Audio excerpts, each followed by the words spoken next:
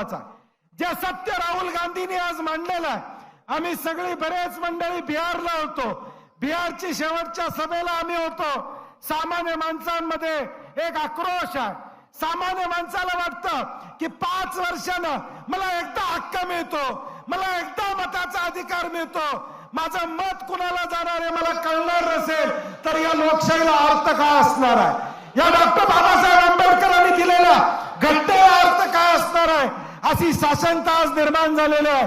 आणि म्हणून हे चित्र बदलायचं असेल, हे चित्र आपल्या हातात द्यायचं असेल, तुमचा हक्क तुम्हाला मिळवून द्यायचा असेल तर हा लढा आपल्याला उद्याच्या भविष्य काळात तीव्र करावा लागेल. हा लढा जनतेपर्यंत आपल्याला घेऊन जावं लागेल. संघर्ष आपल्याला या ठिकाणी करावा लागेल. लोकसभेमध्ये आम्ही कुस्ती जिंकली, विधानसभेला आम्ही कुस्ती मारणार होतो, परंतु पंचच मॅनेज झाला, म्हणजे निवडणूक आयोगच मॅनेज झालं. आणि नाहीतर विधानसभेची कुस्ती सुद्धा निश्चितपणे काँग्रेस पक्ष या ठिकाणी जिंकणार होता. आणि म्हणून आता आपली जबाबदारी आहे.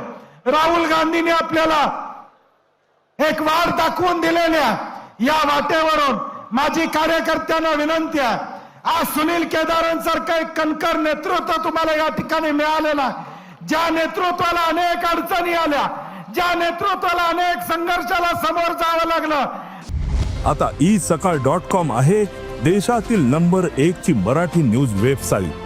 प्रत्येक अपडेटसाठी isakal.com ला नक्की भेट द्या.